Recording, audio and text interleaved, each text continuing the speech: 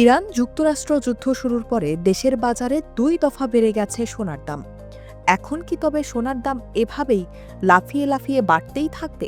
আপনি যদি এখনই সোনা কেনার পরিকল্পনা করে থাকেন তবে কোনো দ্বিধায় কি ভুগছেন? মানে যুদ্ধ পরিস্থিতিতে সোনা এখনই কিনবেন নাকি অপেক্ষা করবেন? কারণ ইতিহাস বলছে মধ্যপ্রাচ্যের উত্তেজনা বাড়লে সোনার বাজারও নড়ে ওঠে।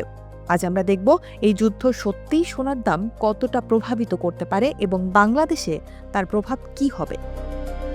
প্রথমেই যে বিষয়টি সবাই এক বাক্যে স্বীকার করে নেবে তা হলো ইরান ও যুক্তরাষ্ট্রের মধ্যে সামরিক সংঘাত বা দীর্ঘমেয়াদী উত্তেজনা তৈরি হলে বৈশ্বিক বাজারে অনিশ্চয়তা বাড়ে। বিনিয়োগকারীরা ঝুঁকিপূর্ণ সম্পদ ছেড়ে নিরাপদ আশ্রয়ের দিকে ঝোঁকে।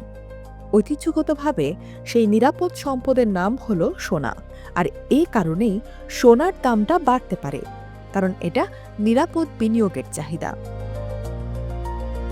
তবে বাজারে সবচাইতে বড় খবর হলো ইরান যুক্তরাষ্ট্র যুদ্ধ শুরুর পরে ১১ ঘন্টার ব্যবধানে দেশের বাজারে ফের সোনার দাম বেড়েছে। ভরিতে ৩,২৬৬ টাকা বাড়িয়ে ২২ ক্যারেটের এক ভরি স্বর্ণের দাম ২,৬৮,৬৮০ টাকা নির্ধারণ করেছে বাংলাদেশ জুয়েলার্স অ্যাসোসিয়েশন বাজুস। শনিবার ২৮ ফেব্রুয়ারি রাতে এক বিজ্ঞপ্তিতে এ তথ্য জানিয়েছে বাজুস। নতুন এ দাম রবিবার অর্থাৎ ১ মার্চ থেকে কার্যকর হবে। এর আগে শনিবার সকালেও দেশের বাজারে স্বর্ণের দাম বাড়িয়েছিল বাজুস। সে সময় ভরিতে ১ লাফে ৪,৩৭৪ টাকা বাড়িয়ে ২২ ক্যারেটের প্রতি ভরি স্বর্ণের দাম নির্ধারণ হয়েছিল ২,৬৪,৪১৪ টাকা। বাস্তবতা হচ্ছে যুদ্ধ, নিষেধাজ্ঞা বা ভূরাজনৈতিক সংকট বাড়লে স্টক মার্কেট ও বন্ডে অস্থিরতা তৈরি হয়। বিনিয়োগকারীরা তখন সোনা কিনতে শুরু করে, ফলে সোনার চাহিদা বাড়ে, দাম বাড়ে। এখানে গুরুত্বপূর্ণ বিষয় হলো বৈশ্বিক ঝুঁকি বাড়লে সোনা শক্তিশালী হয়। এছাড়া যে কোনো যুদ্ধ শুরু হলে, বিশেষ করে মধ্যপ্রাচ্যের আশেপাশে যদি যুদ্ধের নামটাও ঘুরে বেড়ায়, তখন তেলের সরবরাহে ঝুঁকি তৈরি হতে পারে, বিশেষ করে গুরুত্বপূর্ণ রুট যেমন হরমুজ প্রণালীতে। এই প্রণালী দিয়ে বিশ্বের বড় অংশের তেল পরিবাহিত হয়। যদি তেলের দাম বাড়ে তাহলে বিশ্বে মুদ্রাস্ফীতির চাপ বাড়ে। উচ্চ মূল্যস্ফীতি পরিস্থিতিতে সোনার আকর্ষণ সাধারণত বাড়ে।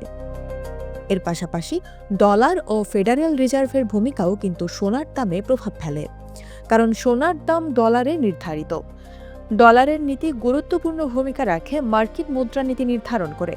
যে প্রতিষ্ঠান অর্থাৎ ফেডারেল রিজার্ভসের সুদের হার পরিবর্তন সোনার গতিপথকে প্রভাবিত করে, আর তাই বলা হয় সুদের হার কমলে সোনা সাধারণত বাড়ে। সুদের হার বেশি থাকলে সোনা চাপে পড়তে পারে। এমন অবস্থায় বাংলাদেশে কি স্থানীয়ভাবে সোনার দামে প্রভাব পড়বে? উত্তরটা হলো আন্তর্জাতিক বাজারে দাম বাড়লে বাংলাদেশেও ভরি প্রতি দাম বাড়বে, কারণ ডলার শক্তিশালী হলে আমদানি খরচও বাড়বে। আর এমন অবস্থায় বিয়ে ও উৎসবের মৌসুমে চাহিদা বেশি থাকলে মূল্য আরও দ্রুত বাড়তে পারে। এর পাশাপাশি দেখা যায় সংকটের সময় মানুষ ব্যাংকে টাকা রাখার বদলে সোনা কেনার দিকে ঝুঁকে পড়ে, ফলে স্বল্পমেয়াদে বাজারে কৃত্রিম চাহিদা তৈরি হতে পারে। এখন যে প্রশ্ন আসতে পারে মনে, তা হলো এখন কি তবে সোনা কেনার উপযুক্ত সময়, নাকি অপেক্ষা করা ভালো?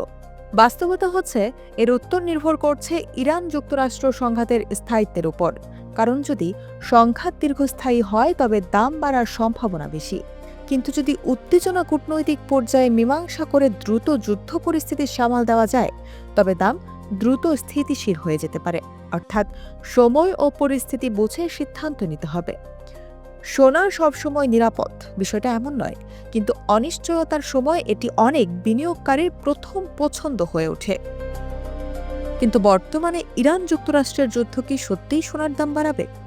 এই প্রশ্নের উত্তর নির্ভর করছে সংঘাতের স্থায়িত্ব ও বৈশ্বিক অর্থনীতির গতি ও পরিণতির উপর।